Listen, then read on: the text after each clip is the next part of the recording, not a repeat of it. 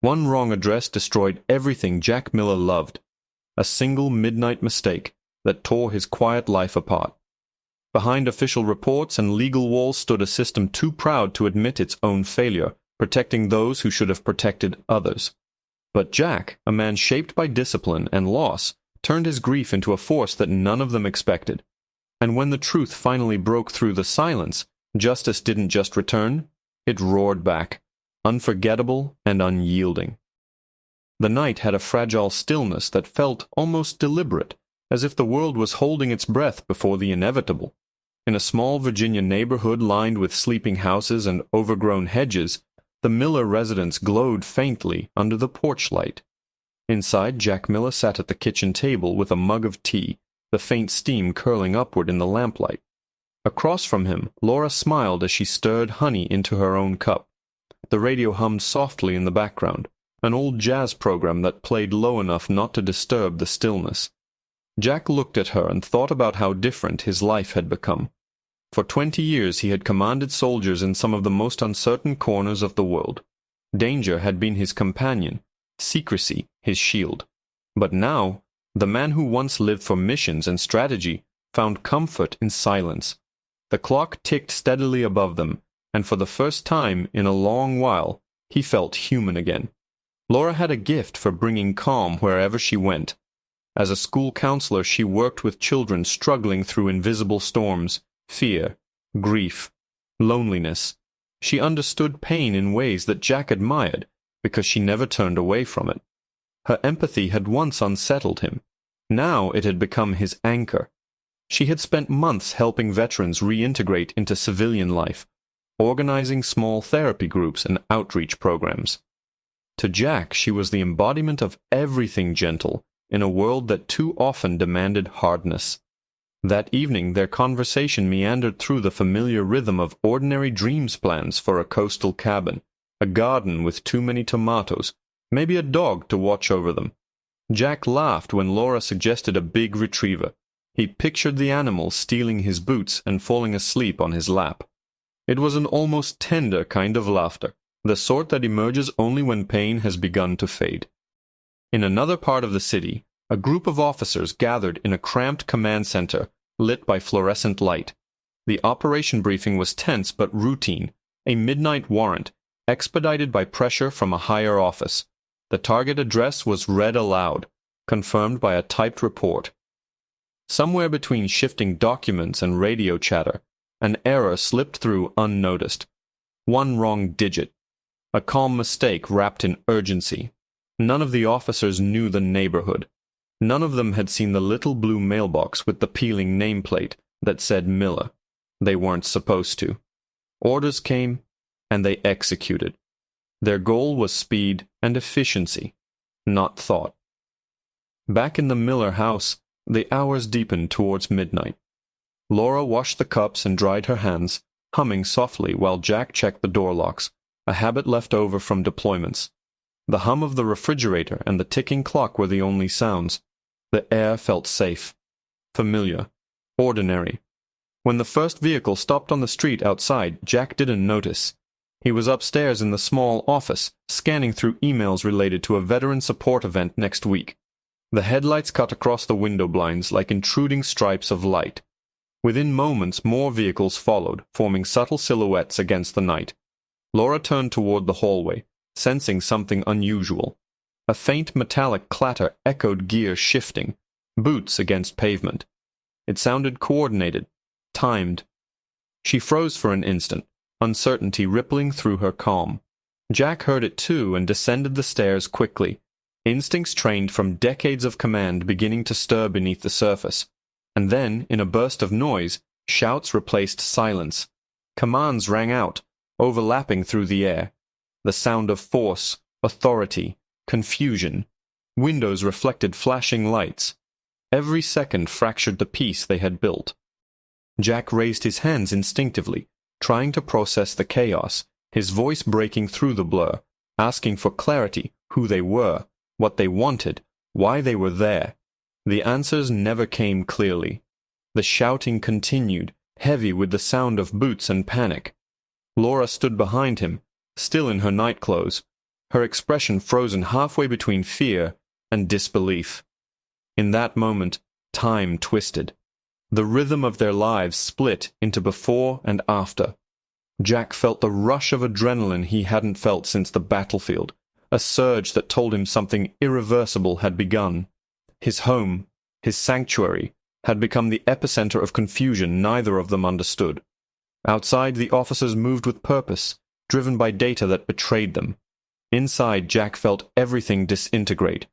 The quiet, the safety, the fragile promise of healing he had almost believed in. It was over in seconds, but those seconds stretched, burned, and imprinted themselves into memory.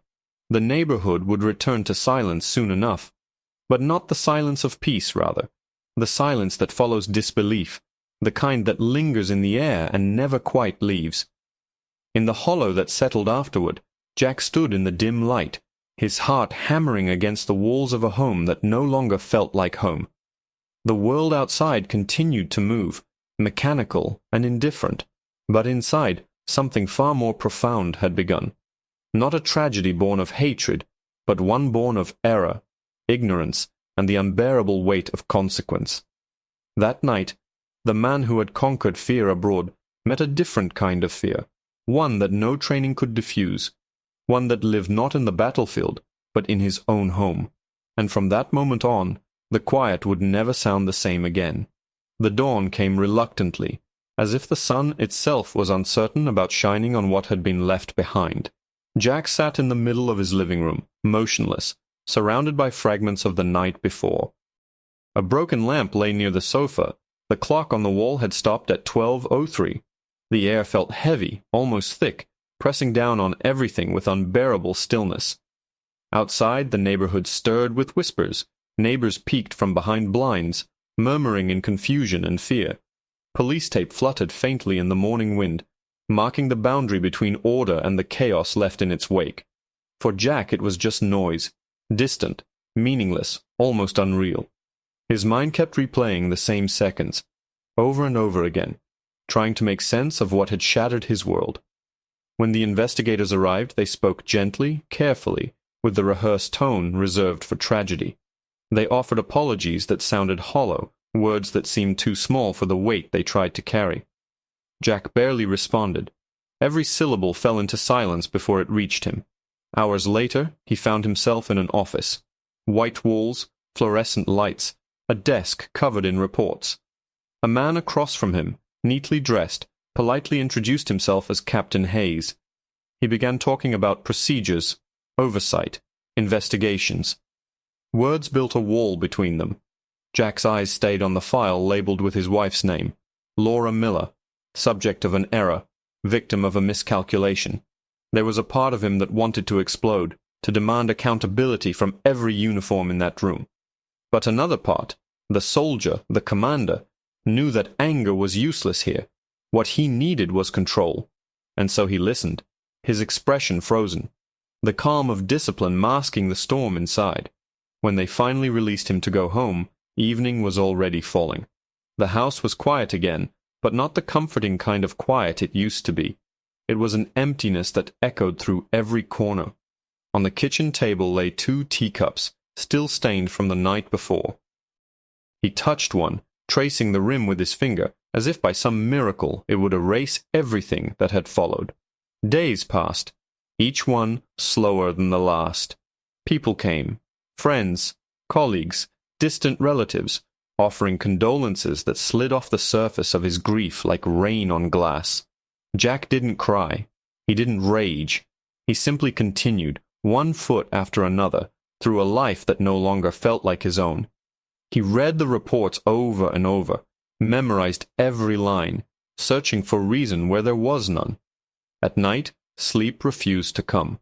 The stillness turned into a living presence beside him.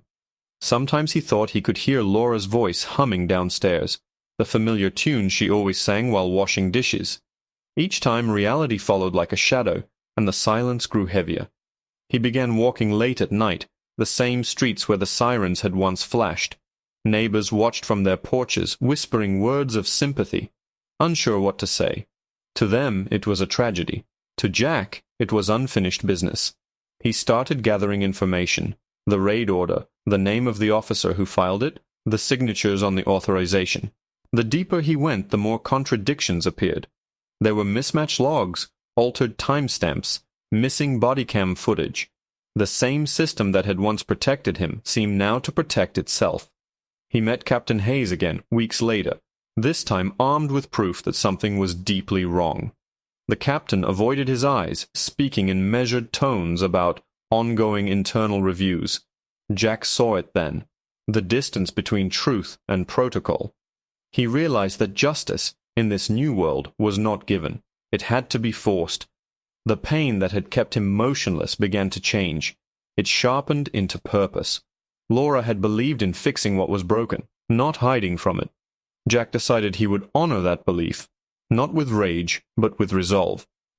He reached out to local journalists, veterans groups, community advocates. He began speaking publicly, retelling the story from the beginning, each time with more clarity, more control. People started listening.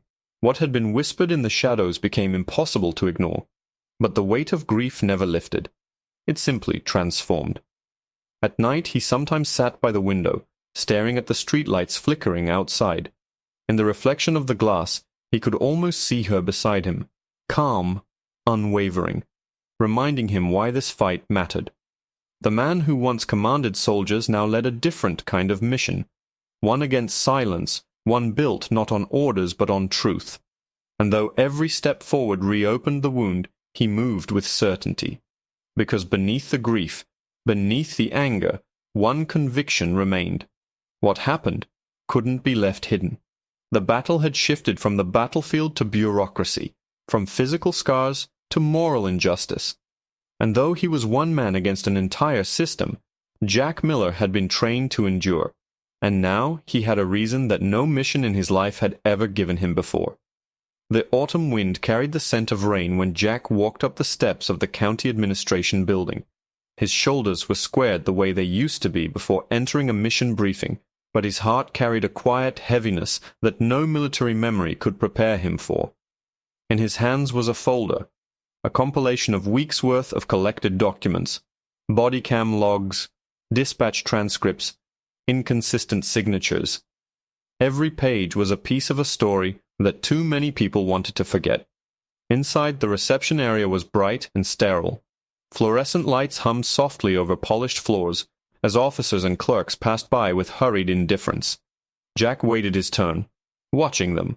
The same uniforms that once meant loyalty and protection now reminded him of how fragile trust had become. When his name was finally called, he stepped forward, determined to be heard not as a soldier, but as a citizen demanding the truth. The meeting with the internal affairs investigators began in a cold conference room. Two officers sat across from him, Detective Alvarez and Lieutenant Carter, both polite, professional, and perfectly unreadable. They thanked him for his cooperation, reassured him that the department was committed to transparency, and began their questions. Jack listened carefully, answering with precision, marking every hesitation in their tone. He had studied their procedures before coming. The process was familiar now: the filing of complaints, the official acknowledgement, the internal review by the department's disciplinary board, and, if necessary, a misconduct hearing.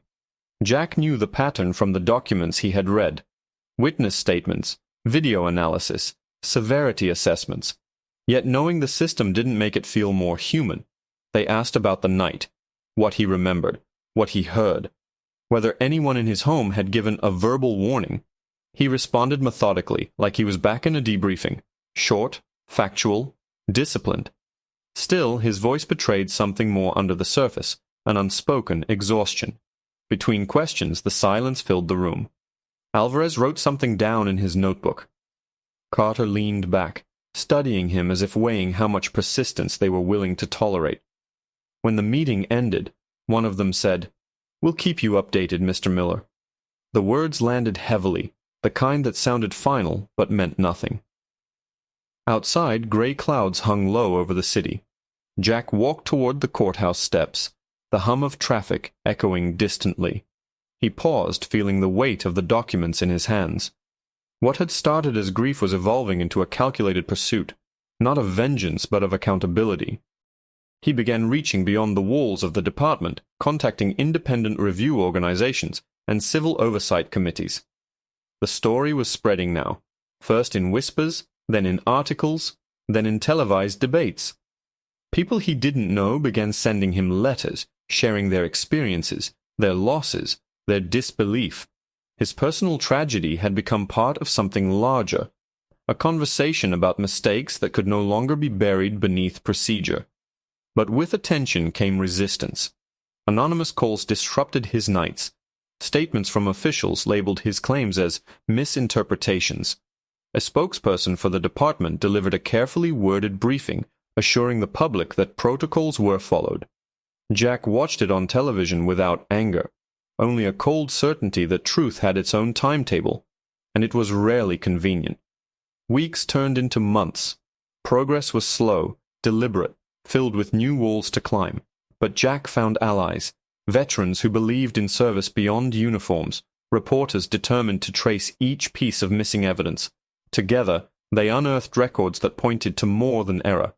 Discrepancies in the search warrant's approval, an officer's disciplinary history quietly omitted from reports, alterations to timestamps that could change the entire sequence of events. Momentum began building. The Internal Affairs Division could no longer contain the investigation. It was referred to an external oversight committee. That shift marked a quiet victory, a small crack in a structure that had seemed immovable. Jack didn't celebrate. He simply placed another note on his wall of findings, each pin, each thread a map of persistence. Through it all, Laura's memory remained the pulse guiding him. He often found solace in her favorite corner of the garden, where she used to read before sunset. He imagined her voice, not urging him to fight out of anger, but to continue, because injustice left unchallenged only grows stronger. Late one evening, as rain fell softly outside his window, Jack reviewed the new investigative brief. For the first time, it contained an official acknowledgement. Procedural violations may have occurred. He let the paper rest on the table, his hands steady. It wasn't closure, not yet, but it was movement. A faint spark in the fog. He knew there was still a long way to go. Hearings, public scrutiny, more evidence to present. But in that moment, something inside him shifted. Resolve replaced numbness. The fight was no longer about anger. It was about restoring meaning to words like duty, integrity, and justice. Words Laura had believed in so completely. And as dawn broke beyond the rain-streaked glass, Jack realized that he was no longer standing in the ruins of his past. He was building something, slow, unsteady, but unbreakable. Months of relentless pursuit brought Jack Miller to a crossroads where grief met determination, and the promise of justice shimmered just beyond reach. The wheels of the official misconduct process were turning, slow and deliberate, but steadily gaining momentum. This was no longer a private tragedy confined to whispered condolences and empty apologies. It had become a public battle demanding transparency and accountability. The investigation had moved beyond the initial internal affairs review and into the hands of an independent oversight committee. Jack attended meetings where every detail was scrutinized: witness testimonies, forensic analyses, chain of custody for evidence. The process was exhaustive. Each piece of evidence, from police radio recordings to body cam footage, was examined with painstaking care. Deliberations about procedure, intent, and policy filled conference rooms, sometimes lasting for hours, stretching into days. Jack sat through hearings where officers involved were called to answer under oath. Tension filled the air as the impartial panel questioned every detail, not skipping a single discrepancy. Defense attorneys and union representatives exercised their rights, challenging witnesses and evidence, attempting to protect their clients. But the strength of the case was building steadily, a foundation laid by truth and persistence. At home, Jack's life had changed drastically. The ritual of quiet evenings had been replaced by meetings with lawyers, activists, and journalists. The small garden where Laura found peace became a sanctuary where Jack renewed his resolve. Letters of support arrived from across the country. Veterans, families, citizens demanding reform. The story received broader media attention, shining a spotlight on systemic challenges in law enforcement accountability. The climax approached when the panel announced an official finding. 3 officers bore culpability for procedural violations that directly led to the tragic event. The consequences were firm suspensions, mandatory retrainings, and in one case, termination. It was not the full justice Jack had sought, but it was a resonance of accountability in a system often resistant to reform. Yet beyond the punishments, the deeper victory lay in the reforms spurred by the case. New guidelines on warrant authorization, rigorous bodycam usage policies, and improved transparency measures were implemented across the department. Jack's voice had become part of a growing chorus demanding change. At the final hearing, Jack spoke not as a warrior returning from battle, but as a man transformed by loss and conviction. "This is not just about me or my family," he said steadily. "It is about every family that has known the pain of a preventable tragedy. It is about a system that must serve with integrity, not hide behind error. If we fail to hold ourselves accountable, we fail those we protect." His words echoed through the chamber, touching not just the officials present, but the countless viewers who had followed the story. The aftermath was not a triumphant victory, but a new beginning, a call to vigilance, empathy, and resolution. Jack founded a non-profit to support families affected by law enforcement errors, working to ensure no one would walk a path so lonely and so fraught. The organization grew, becoming a beacon for justice and reform, bridging communities and defenders alike. On quiet nights, when the world seemed calm once more, Jack would return to the garden where Laura's memory lingered. The sadness remained, a silent guardian of what was lost, but now mingled with hope, the hope that even from unimaginable pain, change can rise. And so Jack's journey that began with grief transformed into a legacy of strength, courage, and unyielding pursuit of justice. The fight was far from over, but he stood ready, not as a man broken by tragedy, but as one reborn by purpose.